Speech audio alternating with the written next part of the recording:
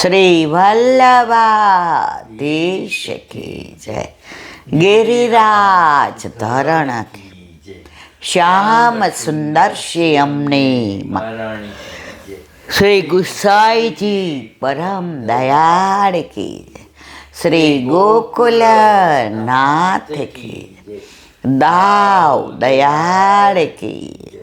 શ્રી નવનેત પ્રિયા લાલ કી.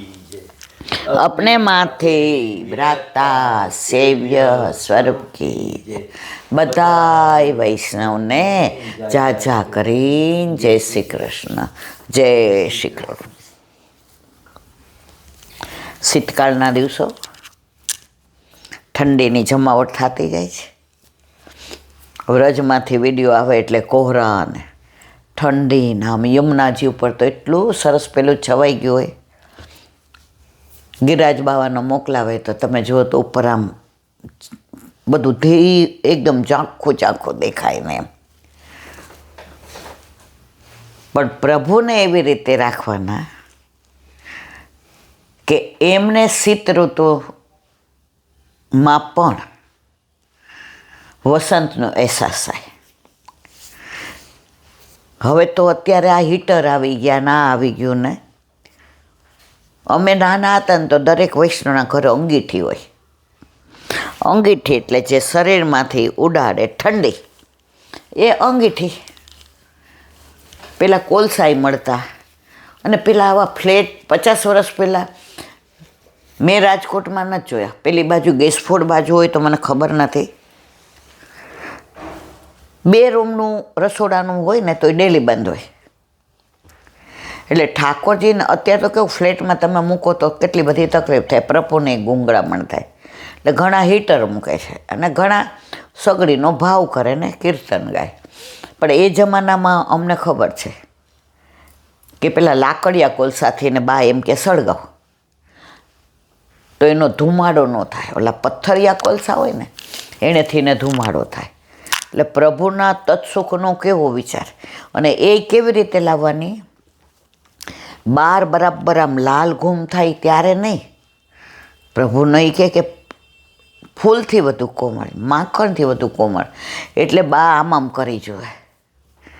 પછી એવું લાગે કે આપણને સોહાય એવી છે ત્યારે આટલી નાની અંગીઠી હોય ત્યારે પધરાવાની. અને અરોગવા બેસે એટલે એ અંગીઠી પાછી બહાર મૂકી દેવાની. એટલે મેં કીધું હવે પછી પોઢી જાય તો એમને નહીં લાગે બા ઠંડી. ત્યાં સરસ કે બેબી હવે અનવસર થયા ને. અનવસર એટલે શું? હવે આપણો અવસર નહીં, હવે વ્રજમાં ગોપિકાનો અવસર. પ્રભુ અનવસર થાય એટલે વ્રજમાં પધારા. એટલે સવારે જ્યારે જગાવીએ ત્યારે આપણે ઠાકોરજીને શું કહીએ? કુંજની કુંજમાંથી વલ્લભની કાનીથી ને પધારો મારા વાલા, જાગો મેરે લાલ, જગત ઉજિયારે જાગો. એટલે ઠાકોરજી અનોસર થાય એટલે વ્રજમાં પધારે. અને સવારે એટલે તમે જો પોઢાડીએ ને પછી આપણે દંડવત નથી કરતા. પ્રભુ કઈ ગોપિયારે, કઈ કુંજમાં હોય, નિકુંજમાં હોય, કઈ લીલામાં હોય તો આપણે દોષમાં પડીએ. જાતા આવતા મંદિરે ખાલી આમ કરી દઈએ. તો આ બધી પુસ્તકમાં નથી લખ્યું. આ બધી મનની ભાવના છે જે ભગવદીઓ શીખવાડે. હવે તમને આની પરાકાષ્ઠા કહો. જે અંગીઠી ઠાકોરજી પાસે ઠંડી ઉડાડવા માટે રાખી હોય એમાં તમે સખડી ધરતા હો તો પાછું દાળ શાક ન કરાય, ગરમ ન કરાય, એ એઠું થઈ જાય. તો ત્યારે અમને આવી ખબર નહોતી. પાછું ઠાકોરજીને સ્નાન કરવા માટે જળ એની અંદર કરાય.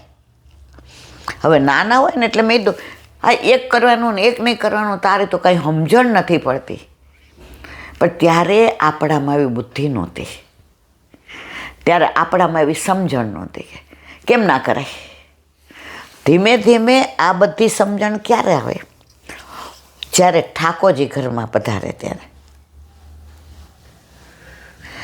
આજે બાળક ન હોય ને તો એ માને ખબર ન પડે કે વેણ સહન કરવી કેટલી અઘરી છે, પણ માં શું કામ સહન કરે છે? હું માં બનવાની છે. દીકરો કે દીકરી જે આવશે એ મને માં કહેશે. દુનિયાનું કોઈ બેસ્ટ સંબોધન હોય તો માં, અને એનો કોઈ પર્યાય નથી. એટલે ભલે ત્યારે નહોતી ખબર પડતી, પણ એ સમજાવ્યું હતું એ હવે ખબર પડે છે કે પ્રભુના તત્સુખનો કેવો વિચાર. જળ એ ગરમ કરે ને પછી આમ કરે, આ અડવા ન દે નખ. એ કે બેબી આપણા નખમાં, મેં કીધું બા કાપેલા હોય ને, આમ જો. એ કે કાપેલા છે પણ ક્યાંક કસ્તર હોય તો ન દેખાતું હોય, અને આપણે આમ કરીએ ને એ કસ્તર વયું ગયું જળમાં, તો પ્રભુને સ્નાન કરાવીએ ત્યારે શ્રમ પડે કે ના પડે? મેં કીધું આ પડે. તો પ્રભુના તત્સુખનો વિચાર.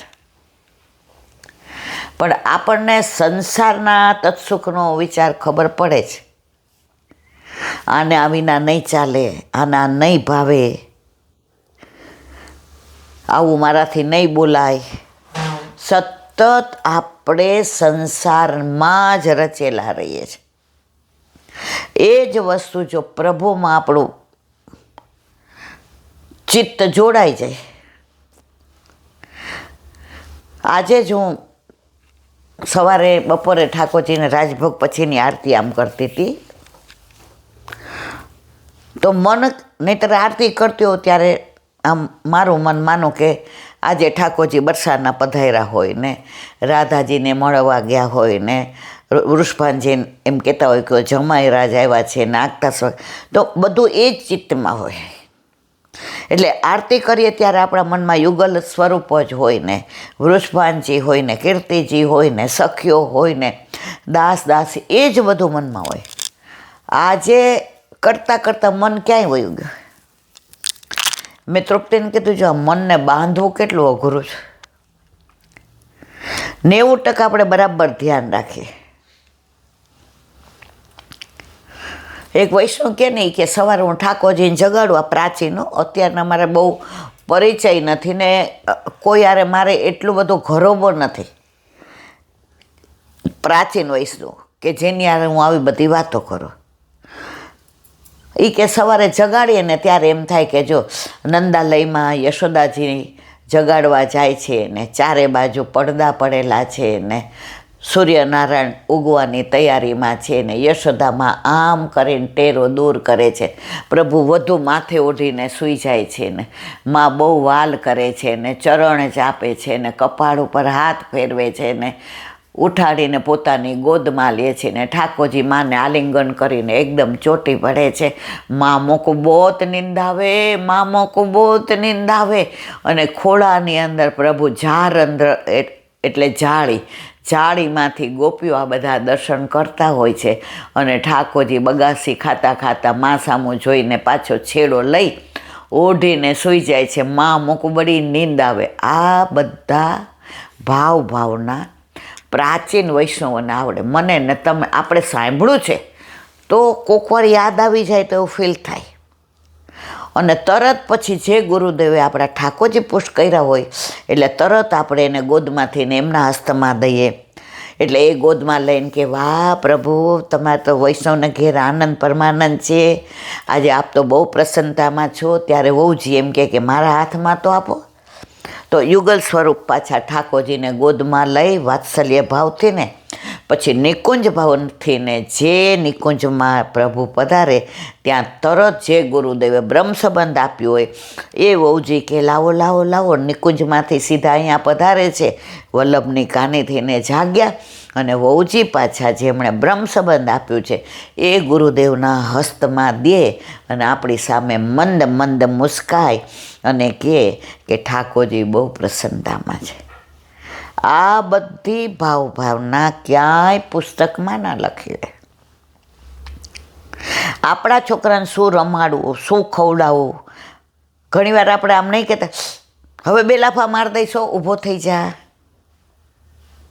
આપણે મારીએ નહીં, પહેલાં મનુહાર કર્યો, પછી વાલ કર્યો, પછી માથે હાથ ફેરવો, તો એ વધુમાં વધુ પેલો થાય. એટલે આપણે હવે મારીશ, આપણે સવારમાં મારતા નથી, પણ માના મીઠા વડચકા. તો ઠાકોરજીને જગાવીએ ત્યારે ઘણી ભાવના ઘણા ભગવદીઓ પાસેથી ને, કારણ કે અમે તો ગર્ભમાંથી જ આ જ જોયું છે, બીજું કાંઈ જોયું નથી. તો ભગવદીઓનો જે ભાવ છે એમનો સંગ ત્યારે જો કરી લીધો હોત ને તો અત્યારે ક્યાંય પહોંચી ગયા હોત. પણ જ્યારે ફલિત થવાનું હોય બીજ, એક જણે જેને પ્રશ્ન કર્યો એ કે ઘણીવાર ભાવ વિનાની સેવા થાય છે, ઘણીવાર ભાવ વિનાના કીર્તન થાય છે, ઘણીવાર ભાવ વિનાનું સત્સંગ થાય છે, તો એ ફલિત થાય? જે જવાબ સરસ આપે. એ કે આ જ વસ્તુ તુલસીદાસીને એક જણે પૂછી હતી, તો એણે દોહો લખ્યો છે. એની ભાવના એ છે, ખેતરમાં જ્યારે તમે બી વાવો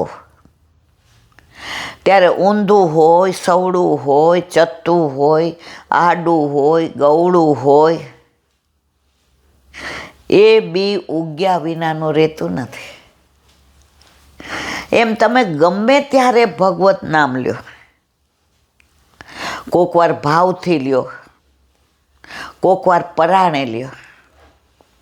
નીતિ નિયમ તો આપણે બધા જ આમ પરાણે એમ કે કરવા પડે એટલે કરતા, પણ છતાંય આપણા મનમાં ભાવના એક જ છે કે આમાં મારા પ્રભુના, હવે માનો સર્વોત્તમ સ્તોત્ર કરીએ છીએ તો એમાં ગુસાઈજીએ આપણા પ્રાણ પ્યારા વલ્લભના 108 નામ આપ્યા છે. એમાંથી એકાદ બે ફલિત થઈ જાય તો આપણો બેડો પાર થઈ જાય. એવી રીતે આપણે યમનાષ્ટક કરીએ તો વલ્લભ એક ઠકરાણી ઘાટ ઉપર છે, યમુનાજીના દર્શન થયા, હાથમાં કમળના માળાજી લઈને, અને જે સ્વરૂપ વર્ણન કર્યું, જે ગુણાનુવાદ કર્યા છે, બસ એમાંથી એકાદ દ્રશ્ય આપણા નજર સમક્ષ આવી જાય તો એ આપણો બેડો પાર થઈ જાય. રાજભોગ પછી આપણે સર્વ માર્ગે સુનષ્ટો છે, પ્રભુની સન્મુખ જ બોલાય. વલ્લભે આપણને એટલે આપ્યું છે કે આપણે ભટકી ન જાય, ઠાકોરજી પ્રસન્ન થઈ જાય. ભક્તાભિલાષા ચરિતા અનુસારી ગિરિરાજ અષ્ટક એ તમે કરતા હો ગિરિરાજ બાવાના સ્વરૂપનું, રૂપનું, લીલાનું વર્ણન. એમાં ક્યાં ગિરિરાજ બાવા ઉપર ઠાકોરજી ગાયો ચરાવતા, દાઉજીના ખભે હાથ મૂકેલો, ખભે કાળી કામડીને, હાથમાં લાકડીને, આગળ ગાયને, પાછળ ગાયને, ઈત ગાયને, ઉત ગાયને ઠાકોરજી ગાયો ચરાવતા હોય. આ એકાદી લીલા પણ જો આપણા મનમાં આવી ગઈ તો આપણો બેડો પાર થાય. પણ આપણે જ્યારે આ બધું કરીએ છીએ ત્યારે આપણું ચિત્ત સંસારમાં જ હોય છે. ભટકતા ચિત્તને બાંધવું બહુ અઘરું છે. એક સરસ દાખલો મેં સાંભળ્યો હતો. એ કે એક સંત હતા, એટલે એ કંઈ મધુકરી કે કાંઈ ન કરે, જળ એક જ વાર લે. ગાય સવારે દોવે,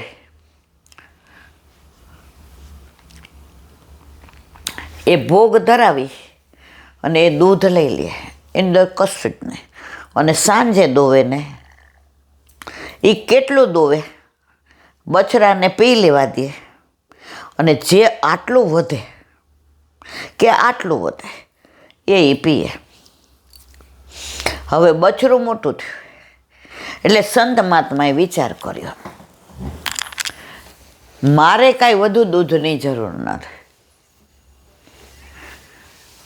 એટલે એ બછડાને બહાર ચરવા મોકલે. હવે એ ચરીને ઘણી વાર આવે નહીં, ગાય ચરવા જાય અને સાંજે આવે એટલે ઓલા ખીલે બાંધી દે. કોણ? ઓલા સંત મહાત્મા.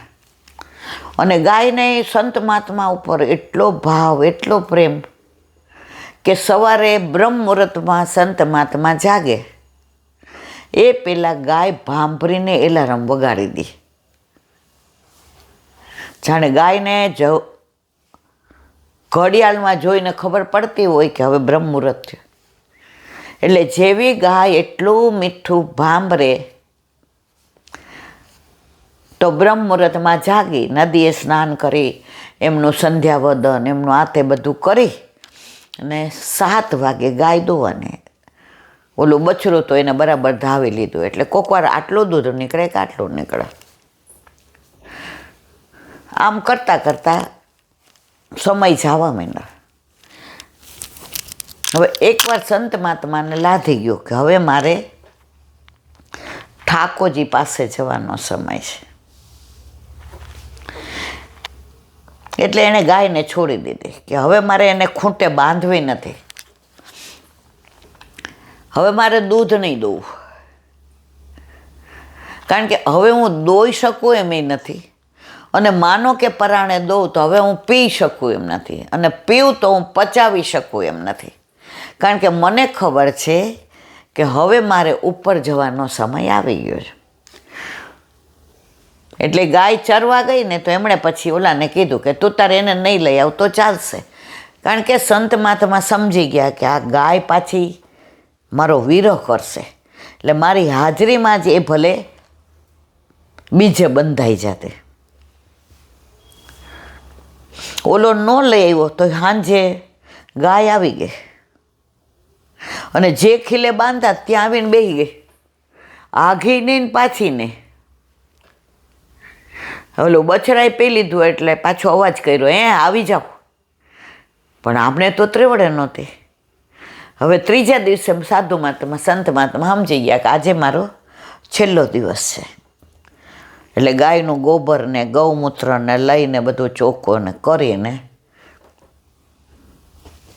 તુલસીજી હતા મુખમાં મૂક્યું અને લીલામાં પહોંચી ગયા. બધાએ જે વિધિ કરવાની હતી એ કરી. એટલે બધાએ ગાયને છોડી મૂકી કે આ ધર્માદાની ગાય છે, હવે ભલે એની રીતે ચરે ને એને જે બાકી. તોય સાંજે આવી અને ત્યાં બેસી ગઈ. ક્યાં? ઓલા ખીલા પાસે. બધાને એમ કે આ સંત મહાત્માને જોશે નહીં એટલે સાંજે બધે ચરીને આવે ને ત્યાં બેસશે. તો મોરલ ઓફ સ્ટોરી એ કે આપણું ચિત્ત, આપણું મન ઉંમર થઈ જાય તોય